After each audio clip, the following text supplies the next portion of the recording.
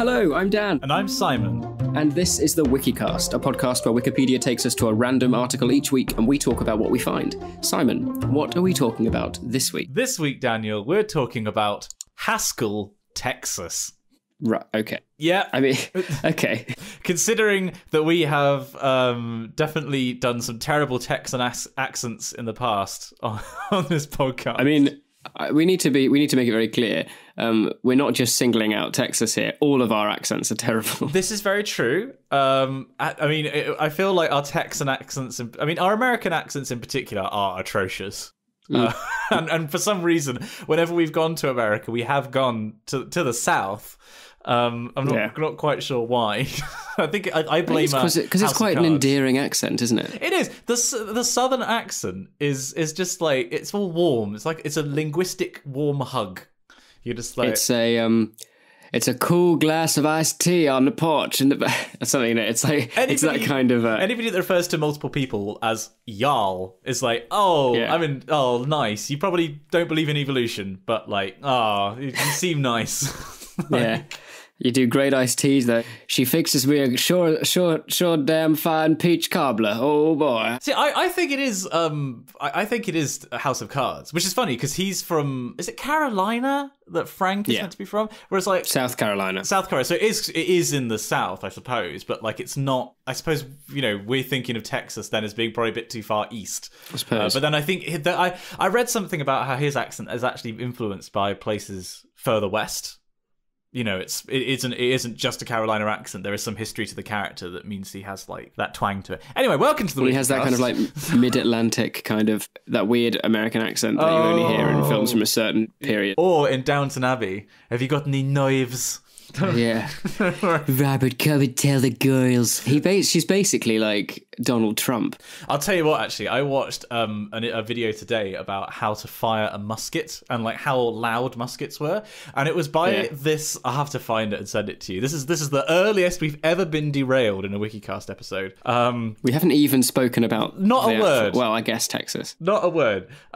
This accent of this kid is like, I don't even know how to describe it. Imagine I'm going to paint a picture that you're going to see in the first frame of this video, right?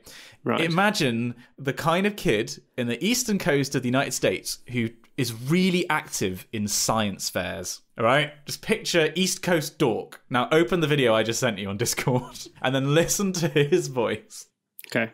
There's one thing that is very distinctly off about it when compared to an actual engagement, which is to say the sound that the gun makes. When you fire a real bullet, you get much more of a cracking noise. It's very smart, it's very martial, very good. Oh, I like his accent. How would you describe that though? It's neutral, isn't it? But it is definitely American, but it's like it's very Atlantic, It's very American, but it sounds British. The way he says off. Also, just like his manner, everything about his manner is just like so. If C-3PO was a human person, and was interested in muskets. Well, okay, let's actually talk about the what this podcast is meant to be about. Are you sure? I don't think it's necessary. Well, I want to talk, even if just briefly, about Haskell, Texas, Dan. Okay. Haskell is a city in central Haskell County. Oh, God, I nearly did a Texan accent then. Haskell County, Texas.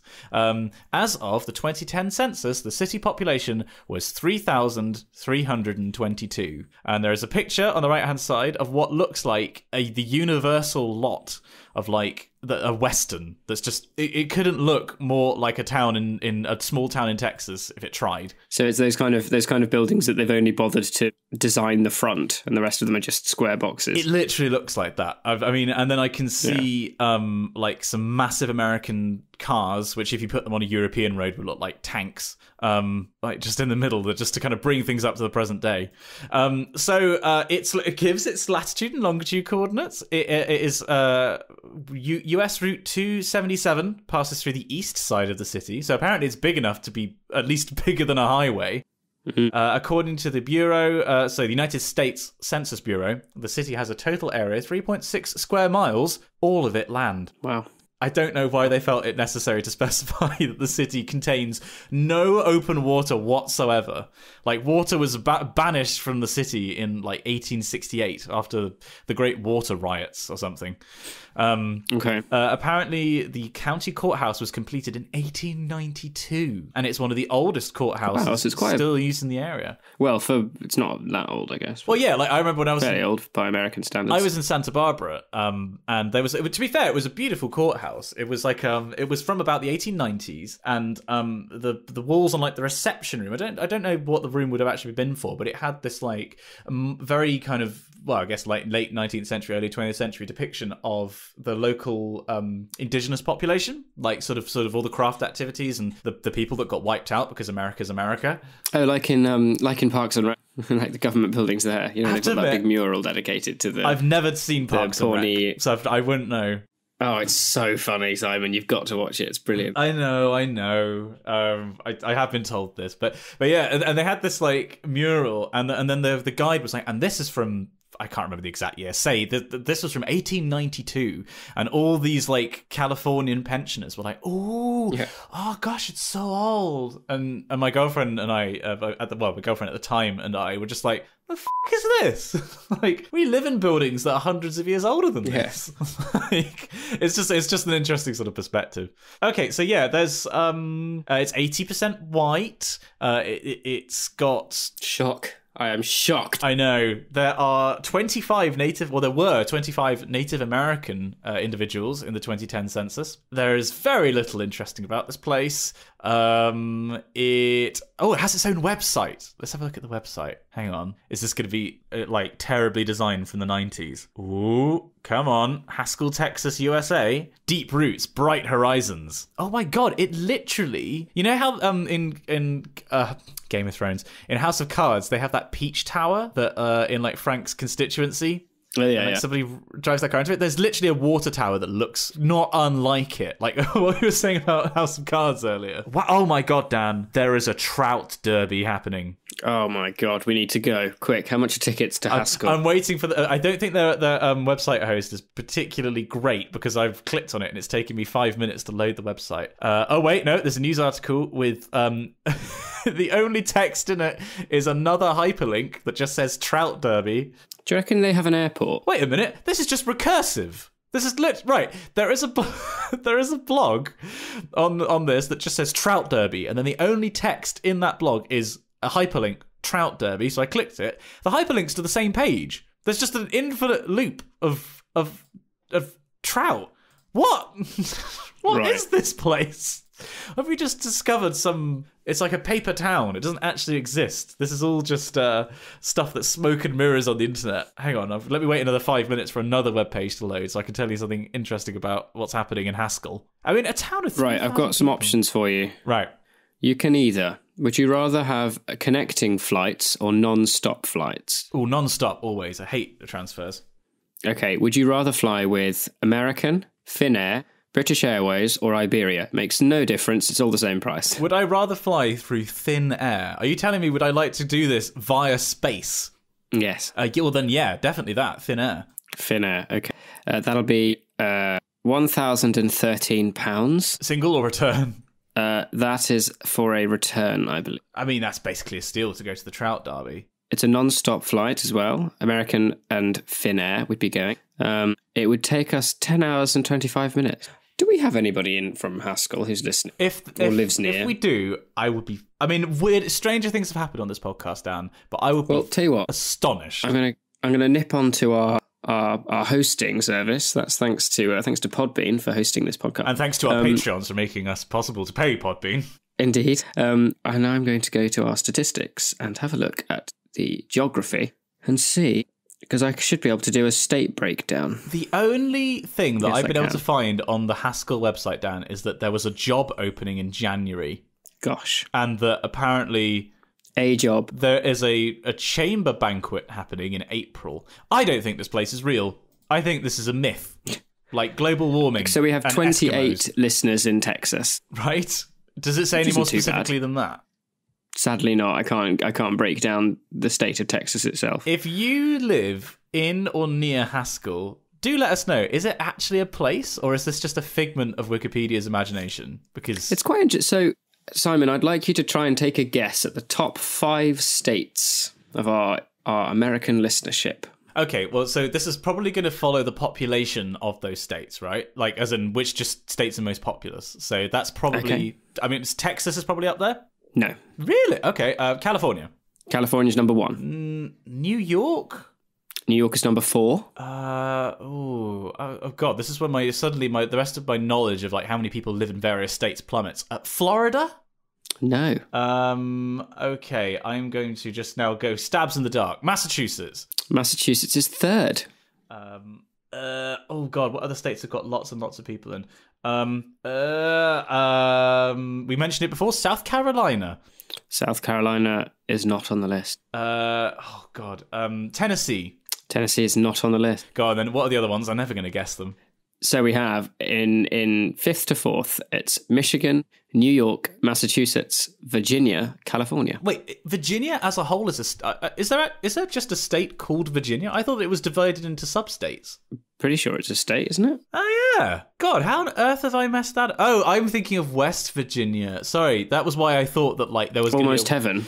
Yeah, Shenandoah River. Yeah. I was thinking for some reason that there was a West Virginia and an East Virginia. Like I definitely knew. It is. This is. It's not technically a state though, right? It's a commonwealth. So I think that. I mean, if you look up a list of US states, it will be in we've got here. Yeah. I'm not denying that the state. I mean, unlike Haskell, Texas, I'm not saying that Virginia doesn't exist. Apparently, it's the Virginia General Assembly is the oldest continuous lawmaking body in the New World. I thought that was Mitch McConnell, but apparently it's the Virginia General Assembly.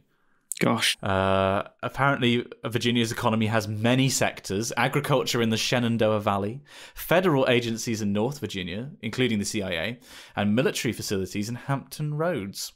We have 15 listeners in Minnesota. Oh, what's that about, D? That's just lovely, isn't it? I do like the northern accent, I've got to say. And as we learned when we had Tirzu on the show, we learned that there are apparently just loads of YouTubers who are up in Minnesota. I forgot about that. We should. I would like to get some more people on the show at some point. We haven't had guests on for a while because the show's been an absolute mess for a while. Let's face it. Yes. But yeah, we'd love to have people on the Discord can always have a chat about who they think would be a good fit for the show, because I think we're always open to ideas. Out of curiosity, I've had a look at this Haskell, Texas Wikipedia page because I'm curious as to how boring it actually is. And the most brilliant sentence that's ever been typed under a place's government section simply says, Haskell is the county seat of Haskell County. Full stop. That's it. That's the whole section. Outstanding. Brilliant. Also, someone's trying to make up the word count. Haskell is the county seat of Haskell County, where the county of Haskell has a seat for the county of Haskell. I'm looking at the map of where it is within the Haskell County. I'm not like I was a bit confused by this because there's a map of where the county is within Texas, which Texas. I mean, I'm going to sound very stupid saying this, but Texas looks a little bit like America, as in like the USA. If you think about like the southern border of Texas, the shape of the country. Yeah, like the shape of the country looks a bit like the shape of the state. And because there's a little horn for Florida, and there's the border with Mexico, and then there's a flat border at the top for Canada. But then what you normally see on maps of America is you have like the contiguous United States, and then a little box with Hawaii in. Except there's a little box next to the map of Texas, which I just realized that Haskell County is perfectly square. Oh, no, there are some slight deviations in the top right corner. It's not perfectly square. And then Haskell County is just a little red blob in the middle of that, which implies that there is nothing. There is absolutely... There is a void outside of Haskell County for seemingly leagues in every direction. How bizarre. Also, I learned the other day what the definition of a league is. Do you know this? I think I know. I'm thinking of fathoms. Yeah, fathom is related to the chain, isn't it? It's an old imperial measurement. Yeah, I think fathom. It's what? It's like 1.5 or 2 meters or something. It's really small. Yeah, it's like 2 meters. Yeah. Okay, but yeah, a league is the distance a person could walk in an hour. Yeah. So it's about 3 or 4 miles, and it varies depending on where you are. But hang on, let's just have a look at this. Was it fathom we were talking about? Fathom. Full fathom 5. It's 2 yards long. Originally the span of a man's outstretched arms. Yeah. It's apparently defined in some places as 1,000th of an admiralty. An admiralty nautical mile. The more you know. Wow. But then there's also the chain. The chain is a unit of measurement. Yeah. This is what I love about the Imperial measurement system is it's like a chain is a unit of length equal to 66 feet.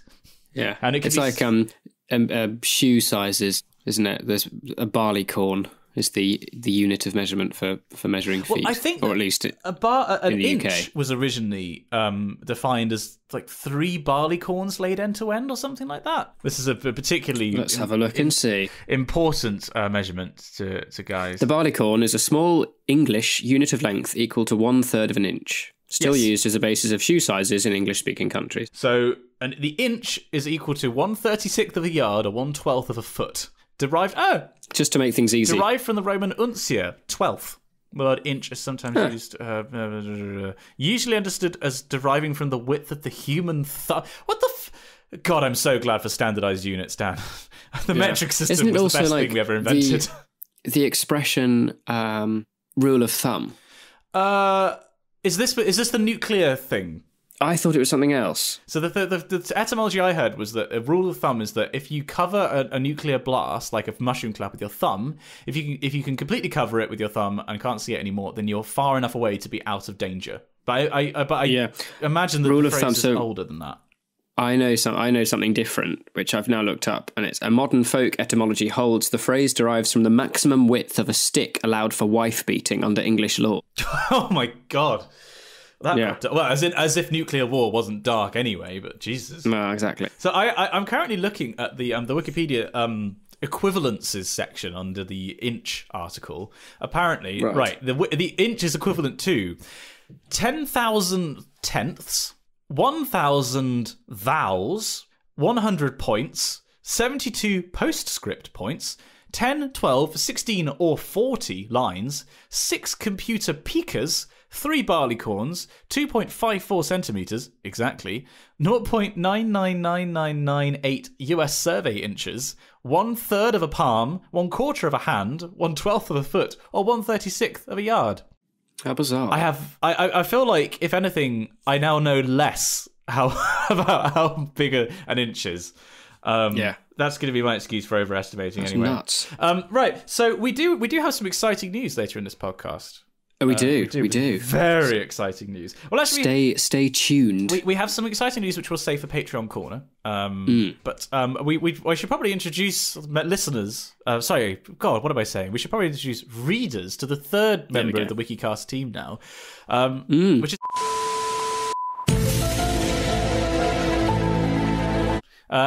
Has been God, I don't even know how long it's been in the community for. Definitely since the beginning of the podcast. And he is now editing the Wikicast. I am free from my shackles. We are using some of the money from our Patreon. That's patreon.com/the Wikicast.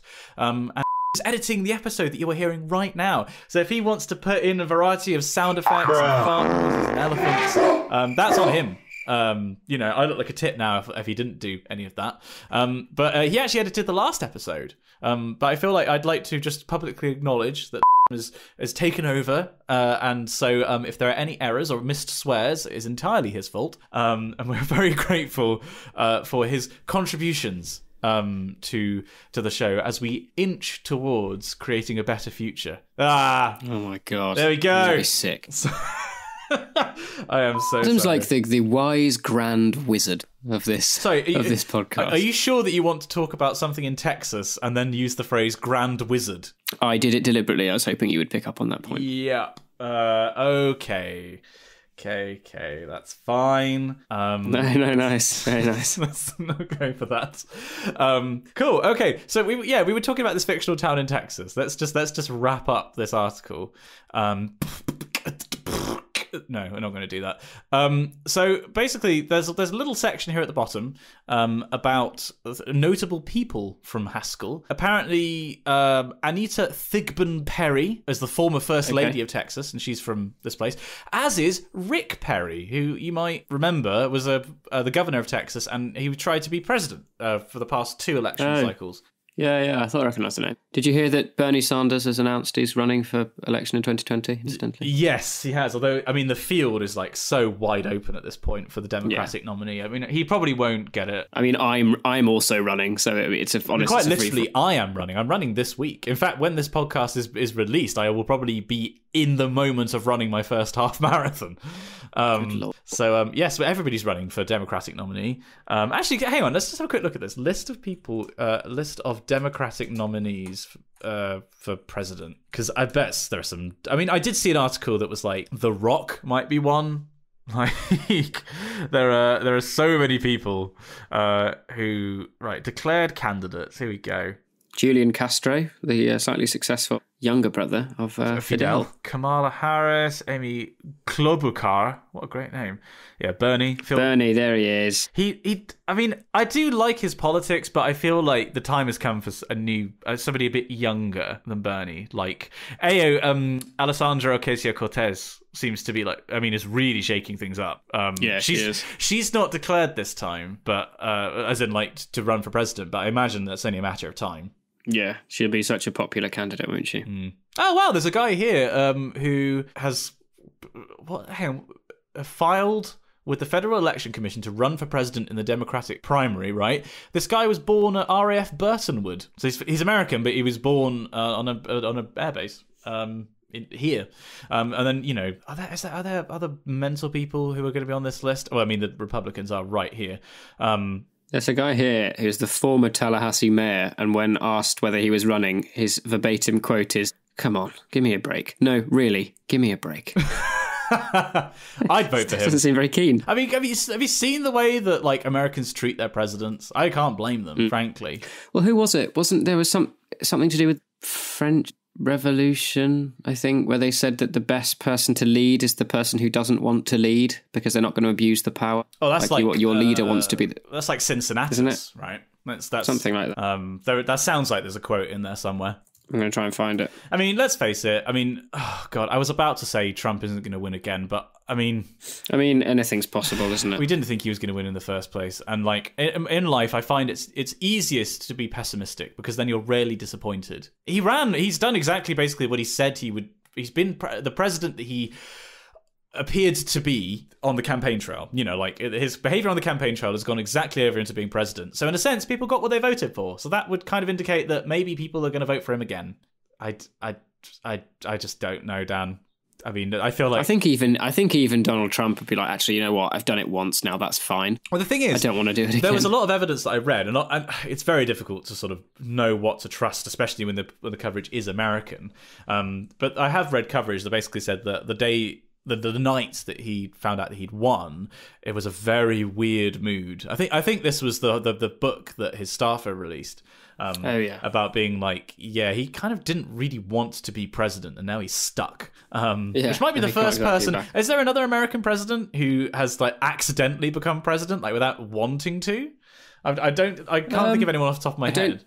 Probably not president. I mean, was it Johnson who became president because Kennedy was assassinated? And then obviously, I don't know, who became president after Lincoln was assassinated? Don't know. I'm Googling. I don't really know much about American presidents, to be honest. I'd like to. There's going to be a good book out there. Oh, Andrew Johnson was the successor to Lincoln, and then JFK's successor was. Oh wow, they were both called Johnson. Lyndon B. Johnson and Andrew Johnson. I never noticed that parallel.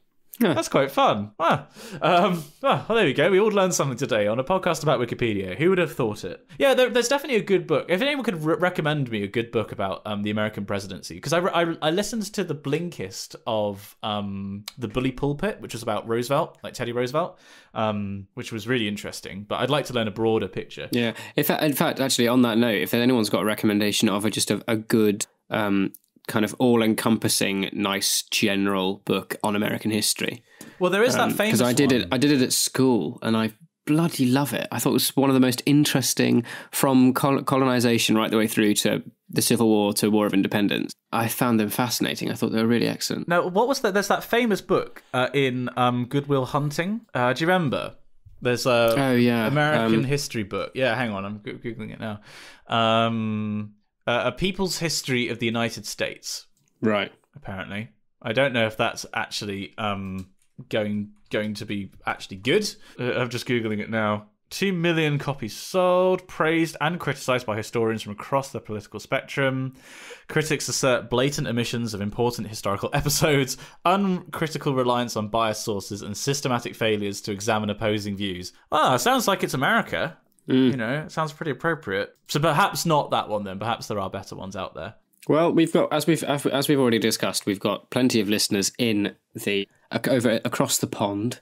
So if you've got any recommendations, please send us an email, spongyelectric@gmail.com, or tweet us on Twitter. No, I'd like you to tweet us on Facebook. I want you madmen to do it. I want you to people to find a way of you to tweet us on our Facebook page.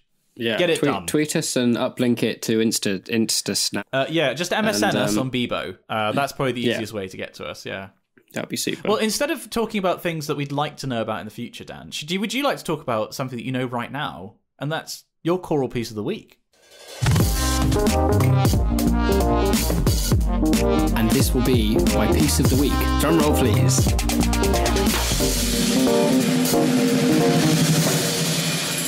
Choral piece of the week. Oh gosh, you've kind of caught me on a bit of out on a limb here. I haven't. I've been on half term, you see, which has been really quite lovely. I was back on Monday. I'm going to suggest, what do? We could start thinking about Lent, I suppose, couldn't we? Yeah, because next week, as of the time of recording this, is Lash Wednesday, and lots of interesting music there. Now, we've mentioned before the Sanders reproaches. We have. Have they been in a choral piece of the week, though?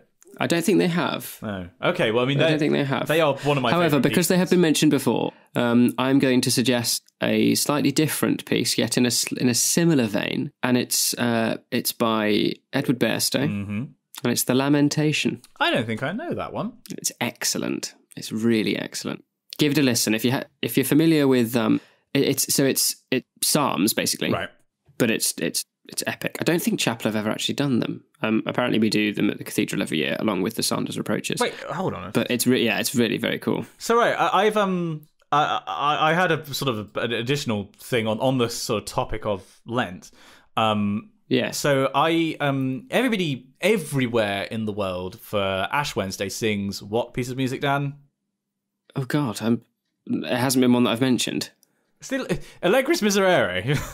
Oh, okay, yeah, right, yeah. Like one of the most famous pieces of choral music. What I was going to say is that's kind of completely overtaken the text of the Miserere Mei Deus. Like, you never hear that text really anywhere else. So I found a recording. With the exception of Bird. Bird's is very popular. Oh, yes, that is true, to be fair. But I found one that I'd never heard before, which is by an English composer called Christopher Tye, who was a Renaissance English composer, so roughly contemporary of Tallis. And that kind of time. God, it even looks like Tallis. Yeah, if you Google, I'm pretty sure that actually is a picture of Tallis. Oh, it is. It is a picture of Tallis. Like, that's how in his shadow he is. People are like, oh, that great Christopher How Tye. Embarrassing. Oh no. They've also got underneath in his little bio, people also search for Thomas Tallis with the same picture. Yep, well, there we go. But he's best known for his hymn Winchester Old, based on a theme from Acts of the Apostles, which forms the basis of the most commonly performed version of While Shepherds Washed Their Flocks. I definitely said washed. While Shepherds Washed Their Socks by Night. Yeah. So he wrote that. While watching ITV. So he set the Miserere, and there's a recording by Magdalen College, or Oxford, conducted by Bill Ives. Not Grayston. It's just a very nice piece of Renaissance music. It's sort of quite refreshing to hear it, the text that you so often associate with, the Allegri mostly, sometimes the Bird, in like a new setting. Kind of brings it to life a bit more. I'd just like to chip in with that this week. So now we find ourselves in Critics' Corner. And Dan, you've been a very busy boy, haven't you? So you have not really had much of a chance to really critique anything. So I'm not really at all. I'm gonna step in here, and you'll mind if I praise the Lord. I'm just gonna follow up on something that we talked about in our episode about The Favourite. because basically my friend Claire, who is a reader of the podcast, apparently she was, quote, driving and crying when I inferred that you would look like Nosferatu if you didn't have any hair. Basically, she took me up on this thing of what we were saying about Emma Stone, and it felt like her boobs were being used, or her body was being used as like an entity. It was just like it was being used as a piece of commodity. Meat. Yeah, a commodity, exactly. And I felt uneasy about that. And she messaged me after she listened to the show and said, I would agree with you, but I just read this in an interview. So I'll just read out. Apparently, this is a direct quote from Emma Stone. I had the sheet up around me, and as we were shooting it and did a few takes, I said, can I please just be naked? I think it's going to give Sarah something to look at when she sees that I'm not just under the sheet covered up. Olivia said, don't do it. Yorgos said, are you sure that's what you want to do? And I said, yes, absolutely. I choose to do it. I was like, this makes sense to me. It's an absolute off to Sarah. So, very interesting that that was entirely, as we'd kind of hoped in that episode. It was her character's decision to. So no, not her character. The Emma Stone's decision to do it. So I thought, I thought that was just sort of a nice little follow up. I mean, Claire basically says, yeah, that's really interesting. She thought, because she's a very perceptive critic of stuff. I'm quite intellectually intimidated by her. I don't mind admitting, but she was saying that the film felt very female gazy, despite the fact that it had a male director, which is quite unusual, really. The male gaze is kind of everywhere normally. But yeah, so we had an interesting conversation. I promised I wouldn't read out most of our messages. So that is me fulfilling my promise to her. I thought that might be of interest to readers of the podcast. And of course, the favourite cleared up a bunch of Oscars. We could talk about the Oscars having happened over the past couple of days. I can't actually remember when exactly they happened. But Olivia Colman won for the favourite and gave one of the best acceptance speeches ever. Mm-hmm. And it was incredible. Green Book won Best Picture, which I hadn't seen the film, but it did seem to have been met with some derision. I mean, I know that there was some controversy about the way that it portrayed the relationship, like the friendship in the film, as not being necessarily accurate. And Viggo Mortensen, for some reason, tried to drop the N-word in like a sensitive context, as far as I could tell in an interview. I haven't actually watched it, but basically realised afterwards that, oh yeah, I shouldn't have done that. There's no context in which I can say it, even in the context of like talking about the film. So, it had its like critics and everything, but people seem to think that the favourite, or Roma, should have won. As far as I'm concerned, the most interesting win of the night, apart from Bohemian Rhapsody winning Best Editing for some reason, like it won 4 Oscars, I think, which is ridiculous, was that Black Panther won the award for Best Score, which I think... As soon as I listened to it for the first time, I was like, I really hope that this at least gets nominated. I think that it could win the Academy Award, because the score is so cool. And production design went to it as well, didn't it? Yep, hardly a surprise. I mean, the design on it is just amazing. Like, as a fully realized world, it's so vivid. It felt so lived in. I mean, I'd be interested to watch Black Panther again now, actually, because I came out of it and I was just completely blown away. And I tried to be as insulated as possible from the buzz around it, because when it came out, there was a huge buzz of the fact that it's the first like really empowered black superhero movie, and I feel like that probably did influence my perception of it. So I'd be interested to go back now and be like, did I actually love this as much as I thought I did? Because I think I was being independent, and I'm not saying that the film was perfect. There were definitely bits which I would have wanted to have changed, but I thought it was really refreshing and really I just thought it was a really good movie. So, because I know that some people... Animated feature goes to Spider-Man Into the Spider-Verse, which I'm really curious to see, actually. Yeah, same. I really wanted to see it in the cinema, and I just didn't get around to it. And I feel like that is me with every film at the moment. I just don't quite get around to watching them. Yep. Have you seen the second trailer to Aladdin? With a genie in it? Mm-hmm. Yeah. Yeah, me too. We talked about this last time, didn't we? I think we talked about it in the last episode. I think we did, but I don't know whether we spoke about it with the... Oh, no, we did, because he said he was just big. Yeah, we did. But there has also, although on the subject of trailers, there has been a trailer released for His Dark Materials, the BBC series. Oh, has there? It's a little hang on, I'll find it for you. There's been a little teaser trailer that's been released, and it's good. Did it come out 4 days ago? Like a 30-second clip. Yes, 30 seconds. Oh, you found it already. Right, I'm going to watch the trailer. Oh, good cast. Mm-hmm. Except there's fucking Ruth Wilson in it, and she's in everything, and that really pisses me off. Why do you not like Ruth Wilson? Because she's in everything. Like, give someone else a gig. I think she seems to play the same role in like everything. I mean, she's perfect for Mrs. Coulter, though. Like, the role that she plays in Luther is Mrs. Coulter.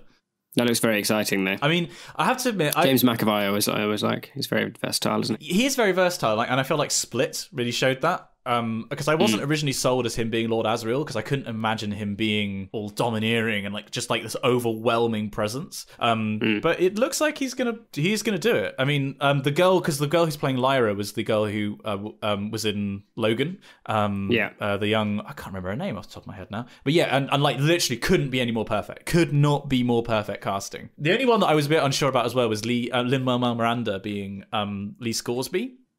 But because I just think Sam Elliott was perfect, I'm kind of, after this trailer, I'm kind of open to it. I feel like it could be good. But yeah, very, very hyped. And they just announced the release date for the second Book of Dust volume, and that's, I think, October. I retweeted it. I can't remember now. But yeah, it is available. They've let it know when it's going to be available. So very exciting His Dark Materials news. Gosh, just without wanting to stretch this corner on past its welcome, because I know that Sandy LePage in particular loathes when we do that. So maybe we should take our time. I've been watching, and I have now watched in its entirety, a series on Netflix called Sex Education. Have you heard about this? I have heard about this, yeah. Have you watched any? No, I haven't. So it's really good. It's my basic review. It did look good. Like I've got to say, the production value of it, like every episode, the cinematography in particular, was just amazing. Like, yeah, I think as a rule of thumb, you can pretty much guarantee that anything on Netflix, as a Netflix original anyway, will look good. Yeah, like they buy a lot of like they do buy a lot of lower quality, and they have a style. They have a really, really kind of established cinematic style across whether it's an episode piece of fiction or a documentary. You know, they have lots of very, very long lenses, very smooth, really, really crisp. Lots of God rays, like lots of beams of light, I've noticed, is like quite a common thing. Because that's all over the place in this show. But it's I've got to say, if people are after something sort of a little bit different, it's kind of fun and quirky. And it's one of those things where realities. My major problem with the show is the fact that it's not clear about where or when it is set. As in, it is meant to be set in the UK at a school seemingly in the present, or at least modern era. But people dress and act like it's the 80s, and people act, and the school is similar to an American high school. So it's almost like American producers wanted to make a show about a British school, but have never visited a British school. I think that's deliberate, actually, because they did a similar setting for is it End of Fucking World? I think that's that TV show where they deliberately have this kind of weirdly blurred cultural space. Okay. So it's as appealing to a British audience as it would be an American. I could be completely wrong, but I'm fairly sure that's why they did it. I mean, the setting of the school, and in fact, the general treatment of that immediate kind of locality, and whenever they travel anywhere, you could very easily be also in America. It occupies this weird space of kind of like a hodgepodge of cultural cliche. That's an interesting point, actually. But yes, I suppose it is, because to make it relatable to us because we recognise the accents, and the accents are exotic to Americans, and to us the practices are exotic, but to Americans the activities in the school seem familiar. So that's quite a and I think an American school image and style lends itself to the screen far more than, say, a British school system does. Well, I remember, like, my experience of going to school in the UK was definitely a lot darker, sort of grittier, and more cramped than anything I've seen in an American school. Yeah, yeah. I mean, admittedly, I went to a state comprehensive, so that's not going to be everyone, but it's going to be most people. It's like 93% of the UK is educated in a state school, I think. I'm not sure that if that includes grammar or not. But even the structure, like typically no uniform versus uniform, big red brick building with steps leading up through the main gate. I don't think many schools have that similar kind of. It's almost fictitious in itself. It looks like a university. Or rather than a school. Whereas, for me, school was like... I mean, I had to wear a blazer and, like, a tie every day until sixth form. And then, all the school is just, like... You don't have those big, long areas with lockers, like the big, wide corridors with lockers that are well lit and everything. I definitely remember school being dark and narrow corridors and crushes of students because there are too many students for the size of the school, and you get miters right and the biggest students just plow through, and if you're small in the school you just have to suffer through those years in the ecosystem. It's definitely a very different feel to what sex education is like, but the show is good. And in particular, the guy who plays the main character's best friend, because I've been watching it, but not really. Pixel Girl's been watching it, and I've been kind of catching it on the side. And I rewatched on my own the finale because I wanted to catch up on all the threads. So I don't know people's names, but the main character's best friend is like a really good performance, like very well written character, but also very strong performance. But I'd recommend it. That and I watched a documentary with Pixel Girl called "Abducted in Plain Sight." Which was I heard about that as well. Really chilling. If people are into like the real crime stuff, it is. It's a little bit of a giveaway that they're interviewing the person who was abducted from the very beginning, like so you know that this person survives. But teleological narrative, bam. What? Sorry, a teleological narrative. I've never heard that expression before. That's fun. Bit like Titanic, how they show the shipwreck. Or Romeo and Juliet. Most of Shakespeare's works always start with that opening, like prologue, where he says exactly what's going to happen. So the question is less what's going to happen, but how does it happen? You could argue for something like an established franchise like James Bond has that, but implicitly, because you know that Bond is going to survive, but it's a question of how. No, that's an interesting term. I'd not heard that before. So it's teleological. But the depth of how sociopathic the guy who abducted this little girl, the very abridged version is that there's a paedophile who gets in there with a guy's family, with this family, seduces both parents, and then abducts their child at the age of, I don't even know, like 8 or something like that. It happened twice. There were 2 disappearances, and then convinces her that they are being instructed by aliens to have sex, and that if they don't, the planet will end. Like the planet will explode, and it's just weird. It's just, like it makes you realize how awful individual humans can be to each other. I mean, you can also do that by reading the YouTube comment section, but there you go. The series of episodes on Ted Bundy. No, so is that what's the name of that show? The Lost Tapes of, or the Explained Tapes of, I think, or something like that. Right. Something to do with tapes. I've not seen that. I don't know very much about Ted Bundy. What did he do? Was he another paedophile? He was like one of the first serial killers given the title serial killer, and then he was eventually interviewed later and kind of was used like a psychological resource. So he'd like explain everything he did in Conversations with a Killer, the Ted Bundy tapes. And he's being played by Zac Efron or something like that. Like they're doing the show about him that makes him look really cool. They're now they're now doing a film about him. It's really, really interesting. Wow. Well, this got dark, and this episode is definitely going to get flagged on whichever service we put it on. So we may as well move on to the corner that I think we are both most excited about, because absolutely the big reveal. We have a big reveal for you in Patreon Corner. Top lad. So we're in Patreon Corner, but this time we have something slightly different. It's quite exciting. Simon and I hinted towards this a couple of weeks ago, or a couple of episodes ago, rather. But for the first time in this podcast, the Wikicast's history, we are launching a contest. Ooh. An animation contest. Ooh. Now, there's kind of lots of guidelines and rules to this contest, if you like. a document to which you'll be able to find. There'll be, be the first link in the description of this episode. There'll be a big thing that says Wikicast animation contest, and then a link. But Simon, do you want to give us a few more details as to what this contest is? Yes, I would, Daniel. Okay, so the clue's in the name, the Wikicast animation contest.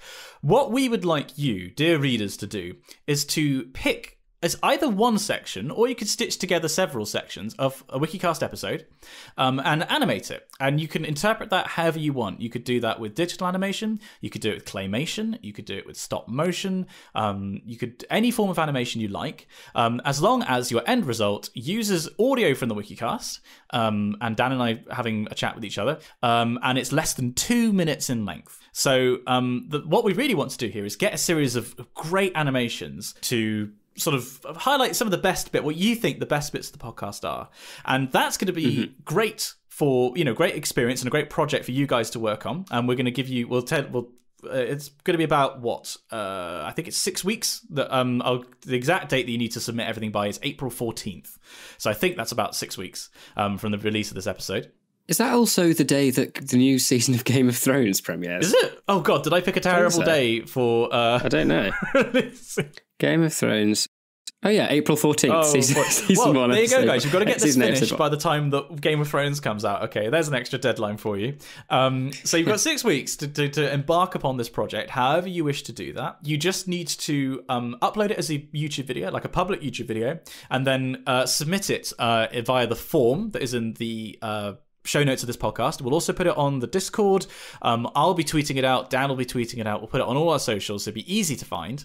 And there's no limit to the number of entries that you can submit, technically. But each one will be a separate use of the form, and we would definitely recommend you to focus on doing one high quality or 2 high quality entries rather than doing lots and lots of crappy ones, basically. But the winner of this competition, because what we're going to do is share the ones that we'd like on our socials. So that's both the Wikicast socials, but also my social media and Dan's social media. And the winner, the overall winner, is going to receive, drum roll please, Dan,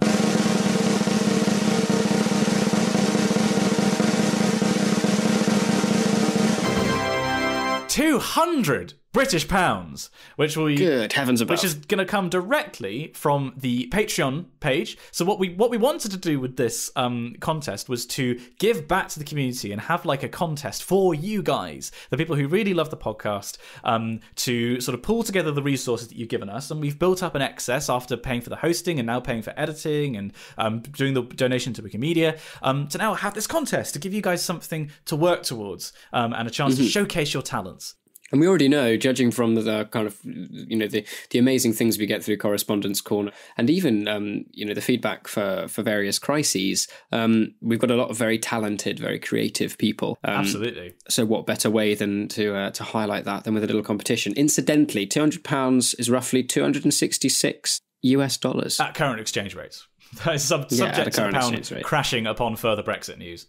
I mean, because this deadline will be post-Brexit, won't it? Oh, God, I hadn't thought about that. Well, yeah, so potentially the £200 will be worth nothing in your local currency. But if you're from the UK, then its value will probably buy you a tin of beans after we leave the EU. Yeah. So if you want some examples of what we're thinking of, I'll include a link in the show notes to Fanimations, as they're called, that have been sent to Hat Films. And this is fans of Hat Films' videos on YouTube who have animated sections of those. And some of them will be longer than 2 minutes, but you'll get the idea of what we're going for. So, in short, just to recap, this is an animation contest where we'd like you to animate some audio from the Wikicast in whatever way you see fit. You have to produce an animation which is less than 2 minutes, whatever form you choose to use. You can use audio from other sources as well, but really the focus is on animating audio from the Wikicast. And once you've made it, then upload it to YouTube and submit it via the form, which we've put in the show notes to this, and it'll be everywhere on our social media. And once you've done that, we will wait until April 14th, and then we will pick the ones that we like the best, basically. We'll probably be sharing them as we go. Actually, I don't know if we will share them as we go, Dan. We probably should be impartial, because what we want to do is be able to judge the animations without knowing who submitted them. So we'll work with the admins from the community to engineer a way that we can watch the animations without knowing who made them. Yes. And then that means the judging is more impartial. We're not going to play favourites or anything like that. So we'll be sharing the winner, but also some of the people who we like the most, some of the animations that we like the most on our socials. And if you win, there'll be £200, aka roughly a tin of beans post-Brexit, which will transfer to you via PayPal. Have I missed anything, Dan? I feel like that's all the key information. No, I think that's pretty much spot on. As I say, that's quite a lot to remember, but it's all going to be on this form that you'll see, where you've got more detailed of the rules, the judging criteria, and all the date info. And I am so excited. I am. Me too. This is so excited by this. Yeah, this is going to be cool. I mean, in a way, it was almost worth building the podcast up to this point, to having like 2,000 listeners every week or whatever, to just be able to get a couple of animations made of us talking about absolute nonsense.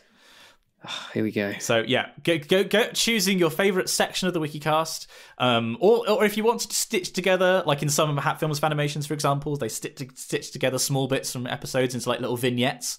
I cannot wait. You guys are going to blow us away with this, I have no doubt. So that is where your Patreon money has been building towards, and now we're also getting a member of the community to help to edit the episodes for us. But who are these unsung heroes, Dan? Who are these people who make all of this possible? Well, I'd love to tell you, Simon, but I'm afraid Patreon is currently down for maintenance, so I can't find the list. Why? Marvellous. Very unfortunate. I'm not. This is no joke. This is not Patreon is drill. currently down for maintenance. However, our wonderful patrons support this podcast in every way, and will no doubt be wowing us even more with some incredible creative stuff in this competition that will follow in the coming weeks. I can't believe this. I'm so sorry, guys. We were like building up and like, oh, these amazing people. Like, you make all of this possible. We're going to do all this cool stuff with the money that you've given us. Who are? Oh, it's down for maintenance. Yeah. There's a little fox with a hard hat and a wrench. Yeah. Thank you, Fox. That's all I can. Thank you, Fox with hard hat and wrench. You make this podcast possible. We'll be back next week with the names of the people who support us, because we don't write them down anywhere. They're only on Patreon. That is an oversight, Dan. I feel like maybe we should fix that for future episodes. Yes. Well, live and learn. Live and learn. Top lad. I have 2 pigeons shagging on my fence. Oh, lucky you. Lucky pigeons. Yeah, well, there's actually 3. There's one who keeps trying to go for the bird feeder. Well, he's trying to f*** the very bird much feeder. not designed. He's just well, trying to... no, I think he's trying to land on it, and it's not built to support the hefty weight of a pigeon. We've had this problem because we've got a bird feeder now, and the wood pigeons keep coming in and just smashing into it. Like they're the size of the bird feeder, just plowing it off of the tree. Well, now my garden has. I don't want to exaggerate, but I'm basically recreating the Garden of Eden in my backyard. We went to the garden. Hey, sorry, I've realised that we've got so far through this episode, and I haven't said anything that makes me sound like a 50-year-old man. So here we go. I had a very exciting birthday last week. It was all quite good fun. We went to a national what's that? What am I thinking? Trust? National Heritage. National Trust. I saw it was British a Heritage National Trust. Lovely place. It was lovely. Yeah, called Collerton Fishacre, which was really, really nice, which is the family home of the Doyley Cart family, who obviously for their GNS ties. So it's quite interesting to go there purely for my connections with GNS. But it was all quite good fun. And then on the Sunday, because it had been quite a full-on week with party and then actual birthday and nothing, we decided to have a slightly tamer day. And we made a very exciting trip in the early hours of Sunday morning to the garden centre. Oh. Now, I love a garden centre. That if nothing quite gets me... gets you going. Gets me foaming at the mouth. as rabies. As staring at some Bougainvilleas and Primula veris. Stop it. So, yes. So we went, and I bought basically a ton of plants, and I've been going through the garden planting said plants, and it's all been really quite exciting. I'll have to do a post on Twitter to let the world know that I'm not just a domestic goddess, but a horticultural one too. Oh goodness me! I know it's really quite exciting. I've got some lavender now. I've planted a blackberry bush, so I can make my own jam. Oh. I mean, it must be said, this bush is very small at the moment. It's more of a blackberry stick, but I have high hopes. I've got some honeysuckle to climb up a tree. I've got to train it It's all very exciting. I've gone through and Sorry, I've redone my herbs. I'm just having this That's very vision exciting. of you in your flat cap, just like yelling at this honeysuckle going up a tree, going, "Come by, come by!" Yeah, away. whistling at it. Away, away. Yes. Honeysuckle like slowly It's very well going up trained. It smells. The garden already smells so nice because of that. We've got so many lovely smelling things in, and I'm going to get some chamomile and plant that near the front door. And oh god, it's going to be very exciting. Well, I can't. Anyway, I cannot there wait. you go. Just a little update on Old Man Dan's life. And now we find ourselves in Correspondence Corner. Fortunately, none of our readers are in crisis this week. Though if you do find yourself in crisis, do send us an email to spongyelectric@gmail.com. Put Crisis Corner in the subject line, and we will be discussing your unfortunate series of events. But fortunately, everything's fine at the moment, apparently, so we're going to go straight on to correspondence. And we kick off with an email from Harry Kennedy, who writes the email, "Things to do in Oxford and Japanese studies. Dear Messrs Clark and Moore, I've been reading the Wikicast since episode 1, and Simon, I've been watching your channel since maybe 2013. Oh my god. And I have to say... God, I didn't even know you then. I think, 2014 I think was when we met, wasn't it? To then 2015, because I was still in Australia in 2014. I came to uni in September 2015, so I would have met you then. You're kidding. No, I thought... Yeah. It was my second year in my uni, wasn't it? No, because you were... When did you join Chapel? Because remember I was in my first year, but I thought that you joined the year after me, didn't you? No, I came to Exeter Uni in September 2015. Oh my god! Wow. So Harry Kennedy is BD before Dan, and I have to say, and Harry has to say they're a big fan. Wow. I pity your taste. I listen to the podcast most days on the way to and from uni, and I go back to the older episodes when there isn't a new release. Well, there is today. I'm currently a second year at Oxford Brookes doing Japanese studies. Simon and Dan, I know you both have ties to Oxford, and I was wondering what your favourite things to do in the city are. Any hidden gems or things in North Oxford, as I'm Cowley based. Well, because I don't really think we've talked a huge amount about Oxford, actually, Dan. What are your hidden gems? Well, I mean, I don't. You'll know it far better than I do because I live near Oxford, but I'm very, very rural. So the amount of times I actually go into the city are few and far between. I mean, obviously, I'd say if you're Cowley based, you have to go to Atomic Burger, which I don't. You have been to? Is that right? I have not been to. I'll have to do that. Oh, no, I have been. Is that the spicy one or not? Yes. Yeah, that's the place that does what is meant to be the world's hottest burger. But they also do other. I haven't been there. Right. I do really desperately want to go though. Yeah, you'd love it. Otherwise, I don't really know a great deal about Oxford. I mean, in terms of North Oxford, I mean, yeah, all the stuff that I know is in the centre. I mean, in terms of hidden, what's the really good gallery? It's not the there's the art gallery in the Ashmolean Museum. Obviously, there's the Pitt Rivers and the Natural History Museum. These are like the big tourist places to go. Where else is a hidden gem? Oh, the Ultimate Picture Palace. Still probably my favourite cinema I've ever been to is a cinema in Cowley that has a capacity of 50, and there's a bar at the back of the screening room. And it's delightful, absolutely delightful. And normally it queues around the block, to get tickets, but I think you can get them in advance, which I'd recommend doing. That is absolutely a hidden gem. Oh God, what else is there? I mean, to be fair, a lot of it is just so on the surface. It's so easy to find. Stuff in Oxford because it's made to be easy to find for the tourists. Actually, yeah. So I'll give two recommendations, which are a little bit off the beaten track.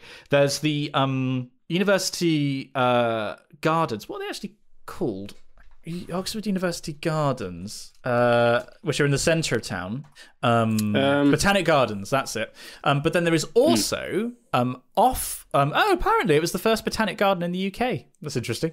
There is also, outside of Oxford, the university has an arboretum. Now, I'm not sure if you're at Brookes, if you will have free entry. I'm pretty sure I had free entry because I had a bod card. You might be able to, I'm not sure.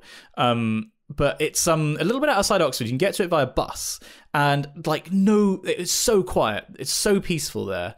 I went when I had to get away from everything in my fourth year, and that's a real delight. Actually, I'd highly recommend going there if you want to just have a peaceful afternoon wandering around. That is amazing. Absolutely love that. So yeah, those two, the Ultimate Picture Palace, are my hidden gems. So Harry continues saying, they feel like they're in a unique position doing Japanese studies, and there are a limited number of places running the course, and information online is pretty sparse. Just in the interest of any readers who are thinking about doing the course, I'd like to make myself available to answer any questions. Even if you're not thinking about doing the course at Brookes, I think there's a lot of crossover between universities. I'm in the Discord under the name Peko. I'm being very sincere when I say I thoroughly enjoy the show and love the sort of yin-yang nature you guys have, countering each other very well. Keep up the good work, and of course, Team Dog. I mean, no one's perfect, but I mean, that's fantastic. So if anyone has an interest in Japanese studies at university, give Harry a ding. Either you could ask us for the email, but I feel like Discord is probably the best place to get in touch. There will be a link to the Discord, of course, in the show notes. And his username, Peko. Very sincerely, it says, sincerely, Jacques. Not my real name, Lamau. Strong. There we go. P.S. I watch a lot of Asian films. If you guys want any recommendations for any genre from the East, hit me up. Could you email again? Harry, could you just send us like a top 5 of your top 5 films that you think we won't have seen from Asia? I'd be very interested to know what you recommend. Absolutely. We have an email here from Mandalore1, triggered by Simon and Taha 2, Electric Boogaloo. Right, here we go. Dear Messrs. Moore and Clark, many thanks for the insane banter and kind words on the most recent episode. Never stop. I do feel, however, I may have made a horrible mistake and created a fracture in the space-time by reading the most recent episode before I was caught up. Consequently, I now appear to be consuming episodes bitemporally. Send help. I did not initially intend to write this email for fears I would become something akin to comic book guy. Worst podcast ever. I really hope somebody got fired for that blunder, but Dan requested further instances of heresy to be reported. Assemble the inquisitorial squad. I swear the power won't go to my head. Oh, no. I was pleased to hear Taha join the podcast as a guest, as a desk, and excited to hear his background in economics. However, when it did come, my hopes were instantly dashed. That's what... My eye started twitching as Taha proceeded to trigger me yet again, much like one of my students who confused deflation for disinflation. Inflammable means flammable. What a country. I've been loving just to clarify, dear God, dear God, what am I doing with my life? Recessions are instances where you have 2 quarters of negative GDP growth, normally when not adjusting for inflation, i.e. the economy is shrinking. Okay. Depressions are in fact a technical term. They are extreme recessions, and Taha was right, they're often sensationalized by the media, defined as either instances when real inflation-adjusted GDP contracts by 10% or more, or when a recession persists for 8 or more quarters. Portions. Portion. 8 quarters. This is excellent. The inquisitorial squad can stay if they can maintain this level of memery. Amazing. Absolutely fantastic.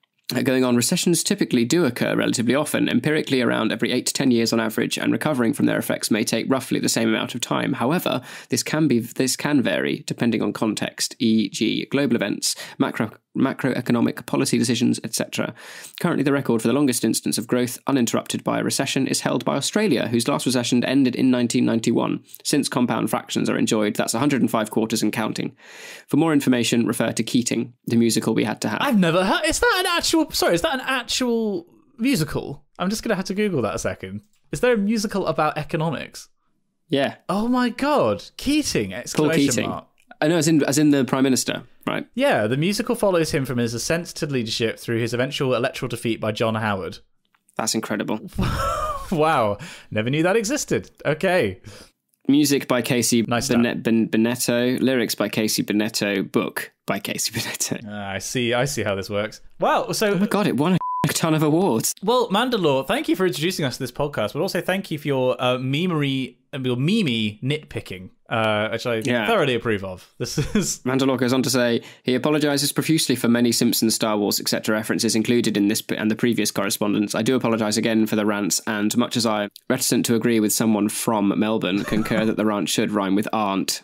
Also, dogs are better than cats. Oh. Fondest regards, Tristan. Exactly 94 quarters. Well, P.S. Another humble meme tribute includes my lords. Recommend mostly from Sugar Packet Simpsons history posting for more. I've tried to join that group, but they haven't got back to me. I feel like I may have answered the admin questions wrong.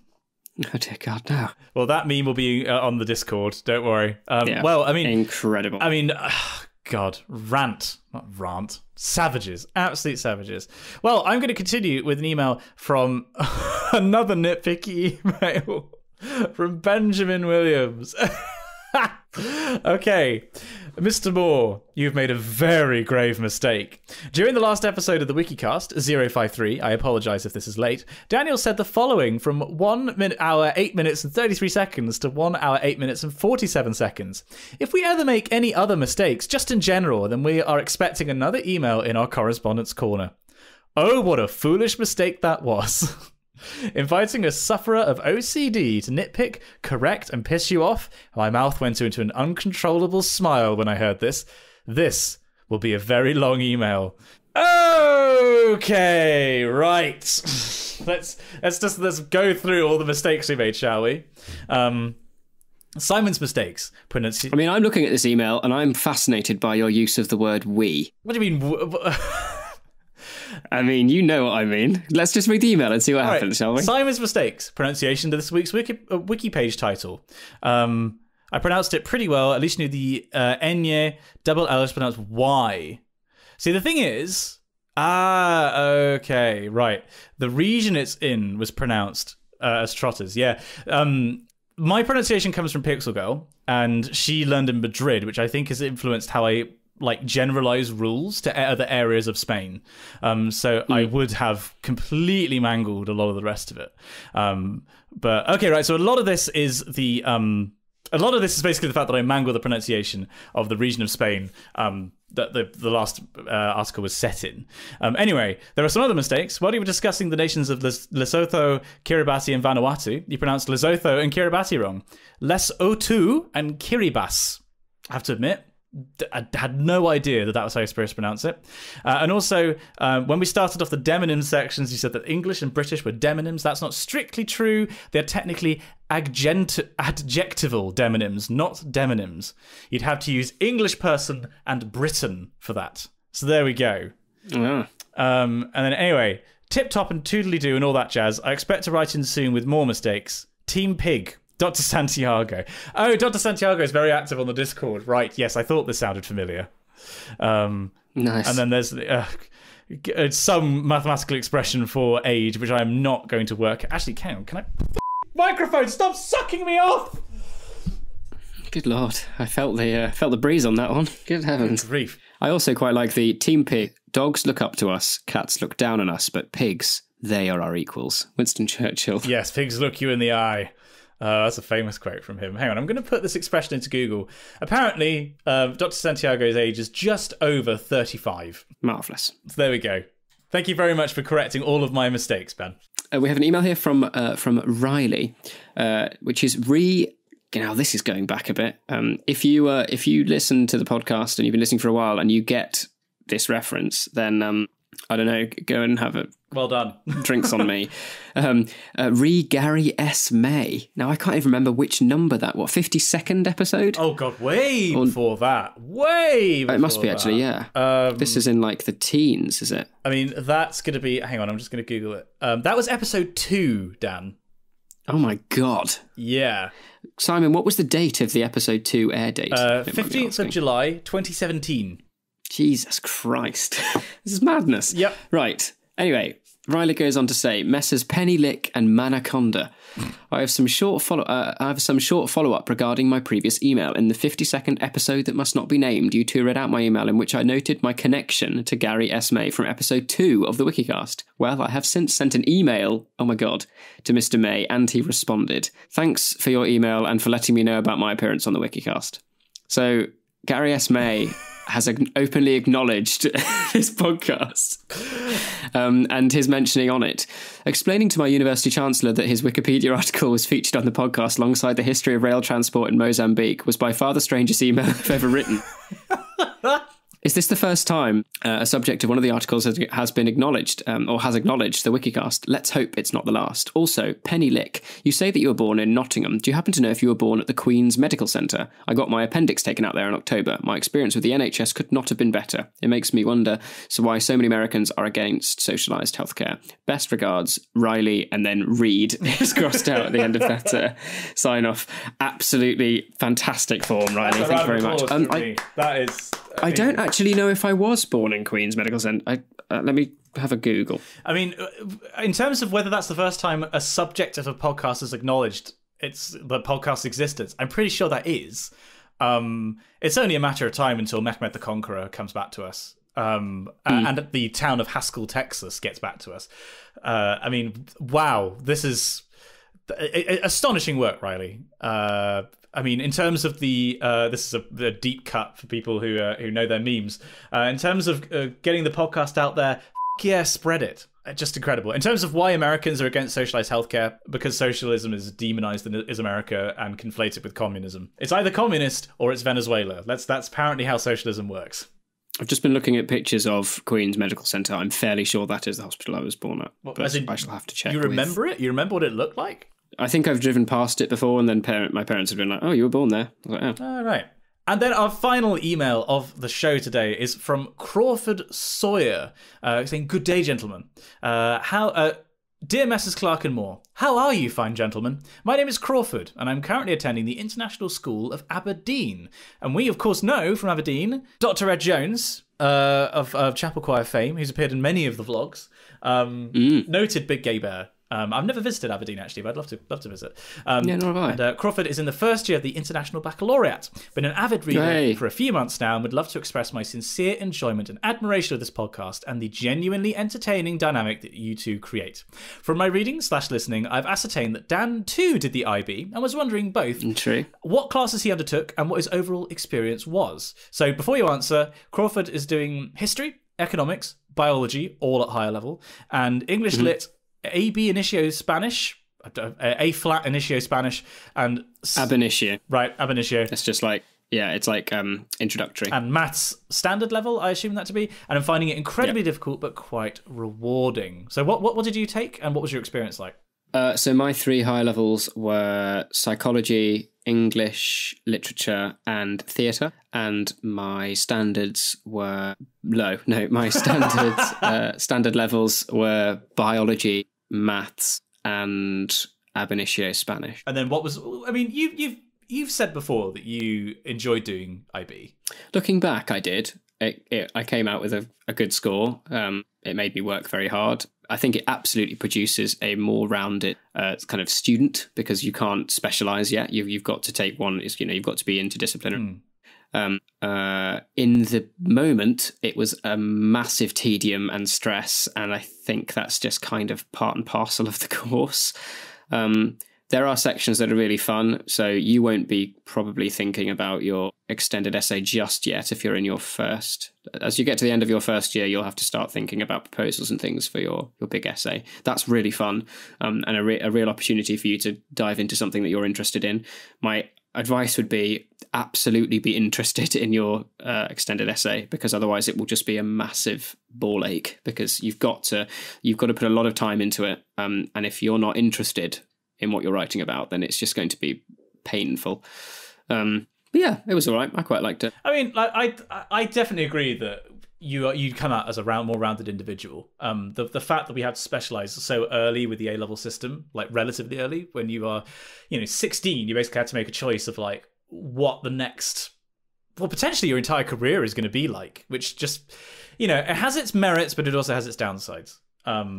I think IB is kind of a halfway house, really, between our system and something more like the American system. But there we go.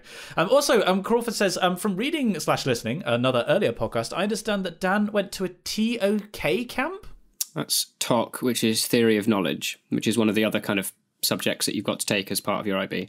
So it's like compulsory philosophy with epistemology. Oh, right. And you did go on one? Mm-hmm. Yep. And you enjoyed it? It was really good, yeah. I think we were away for about 3 days, and it was kind of like a TOK intensive, with work on explaining in more detail and grappling with the Theory of Knowledge essay, and then there was a presentation we had to do as well. I should actually clarify, my IB experience may well be quite different to others, because my school was offering it was the first school in Victoria, the state of Victoria, to offer the IB. So they've been doing it for years. So it's really quite well established. They know it. They know the structure of the course and the syllabus incredibly well, and they know how to teach it very well. So they do these kind of optional extras. So anyone who does the IB has to do Theory of Knowledge, but your school may well not go on a camp. But It was very good fun, though. Oh, fantastic. I mean, I have to admit, it's totally new to me. Never heard of it before. But however, Crawford finishes their email by saying that they also love playing and painting 40k with an extremely slowly expanding Dark Angels army. Ah, you too are a man of heresy, I see. Simon, I don't know whether you've mentioned it in a previous podcast. But I would love to know what Games Workshop models you like to collect and paint. Again, very sorry, Dan, but I'm wholly in Simon's cat corner and firmly believe they are the superior pet. Good, we restored some balance to the Force this episode. So I collect, I'm painting an army of Nids, of Tyranids, my own Hive Fleet Nostromo, which is Xenomorph based, and I'd like to expand to other stuff. I was toying with the idea of doing some Grey Knights and non-metallic metals the other day because it wouldn't take very many models. I could do the great thing about Kill Team, which I've been playing a lot of recently, is that you just don't need that many models to actually get a wholly coherent force, and you can have a lot of fun. I mean, in some cases, like 4 or 5 models is enough. So I'm kind of tempted to do like a little side project, but I do need to finish this Nid army, especially seeing as I might be going over to the Oxcast and playing some 40k with them, like for a video. So I really do need to get my skates on.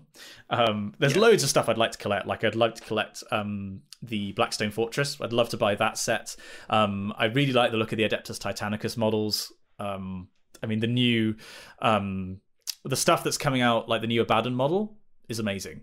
Like the technology has just advanced so much since when I did it as a kid. It's incredible models. But yeah, so that's what I collect. I barely paint. I'm actually meant to be painting this evening. I'm going to try and schedule in Thursday nights as my painting evening, as like a chance for me to actually take time off work. We'll see how that goes. But there we go. So thank you very much, Crawford. I'd love to get back into painting. Actually, I think I might do that post degree. Get back into. Really? I've still got all my paint. I've got all my models down here. I need to obviously buy all my paint again, but we've got quite the shop on the high street in Exeter is quite good. So yeah, you're lucky though, because there isn't one near me. I had to go into London or Cambridge to get stuff for me, or get it delivered, because they do delivery if it's more than, I think, than £30 or something like that. So. Oh, that'd be great if you got back into it. That'd be amazing. Well, thank you very much, Crawford, who is aged 16 and 9/12. Big fan. It's marvellous. Proper thank you, Crawford. And that's the end of the episode, Dan. So, Simon, what have we learned today? Well, Dan, we learned about a fictional town in Texas called Haskell, where Haskell is the county seat of Haskell County, and it has precisely no water. All 3.6 square miles of the town is land. And then after that, we talked about, the main thing, of course, was the animation contest. Go and check that link out in the description for more information about it. I'm so excited to see what you guys come up with. Yeah. It's going to be amazing. I'm sure that you're going to do some incredibly cool stuff, putting other podcast animators to shame. Please do. We want to shame the over at My Dad Wrote a Porno. Actually, I don't even know if they've had. Presumably, they can't have any animations. That is going to no. They would have to be hosted on Pornhub. Yeah, I guess. We also spoke about The Favourite with some interesting comments about the Oscars more broadly. Our previous conversation. And we talked about some stuff on Netflix. We did. And Choral Corner. We had 2 pieces. You've recommended something this week, and myself. Besto, The Lamentations, and the Christopher Ty Miserere Me Deus. Yes. And then we had some fantastic correspondence. I think this was a solid episode, Dan. Well done. Very solid. We also welcomed a new member of the Wikicast family. Yes, welcome. Welcome to the family. Everyone, if you're listening now, can you just take a moment? Round of applause. Insert a round of applause at this point. I mean, we'll add over the top of it. Well done. And that's all for this week's episode. Don't forget to subscribe to us on your podcasting service of choice. You can like us on Facebook, and if you'd like to see our faces, check out our YouTube channel, Spongy and Electric. Fan animations, thoughts on the Oscars, and other thoughts on the show can be sent to us at spongyelectric@gmail.com. We'd love to hear from you. Join us again for another tumble down the wiki rabbit hole, and we'll see you next time.